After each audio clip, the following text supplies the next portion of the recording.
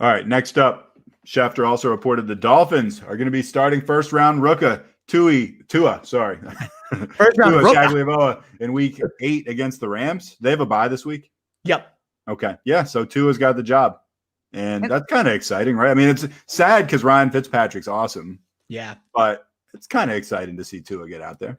Absolutely. I mean, yes, it is sad for Fitzmagic was balling. He was my every week Hail Mary play because he was always 20% unowned, or 80% unowned, 20% owned. I could go to him every week. He was an easy shoe-in, and now I will no longer have that, sadly. And you feel for the guy. You know, he's being a consummate pro, saying he's going to mentor him, everything, but then this breaks his heart.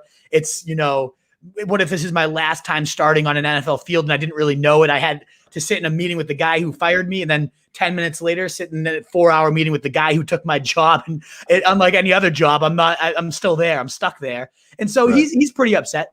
I personally, you know, tossing out a Hail Mary situation, I'd love to see him get traded if Dalton shits the bed yet again to the Cowboys. Man. Give Fitzmagic those fucking weapons and let him just get back there and pepper. I would love to see that. The dude would be a top 10 quarterback right back as he has been all year with those types of weapons. So that's my like Hail Mary. I hope he goes there, but they're probably going to keep him around to mentor Tua in case anything crazy happens with his hip. I don't expect that.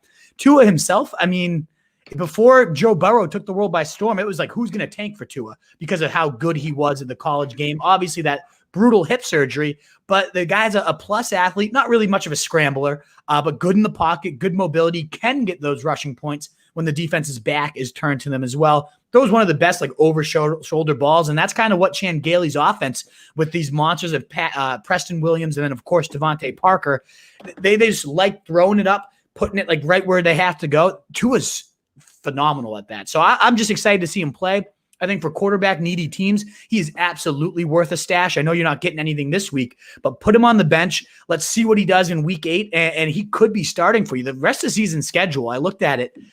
It's like 5 of the last like 8 or 7 matchups are green, like, you know, top 7. The dude could go crazy down the stretch here. We've seen rookies all over the place, receivers and quarterbacks, Herbert, Burrow, like it hasn't mattered this year if they're a rookie. I think he could just jump right in and give you a nice, you know, what Ryan Fitzmagic was doing. Maybe won't take quite as many shots.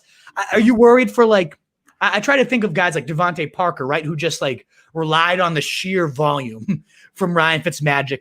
I wonder if we're going to get those types of just like, I'm going to force feed you no matter what happens from Tua. He seems like a smarter guy than that. So a little worried for some of his, you know, the people attached to him. What do you think? I have no idea. I really think that this is a very odd choice. Like, yeah. I get it. I mean, and, you know, Fitzpatrick's been cool about it, and I know the fans want to see him and everything. The Dolphins have been doing okay this year, and Fitzpatrick has been doing quite well, and he got into the game because Fitzpatrick was up so much right in the game that he was in. I think they were up like 26-0 or something like that, and they brought him in. He was fine. He didn't do anything. And then and now they're saying, okay, we're going with Tua. It just seems strange to me. I'm not saying I don't get it. It just seems weird to me. I probably wouldn't have done it now if I were them. And I'm not even trying to like ride the fence here. I have no idea what to expect. I don't have any idea how this is going to affect any of these guys. Like, there's such a wide range of how this guy could do. Yeah. He could be okay. He could be amazing. He could be terrible. He could get hurt in the first game. I don't know. I have no idea. I can tell you this. The Dolphins' next game for me is much like watch TV. I'm definitely going to be watching.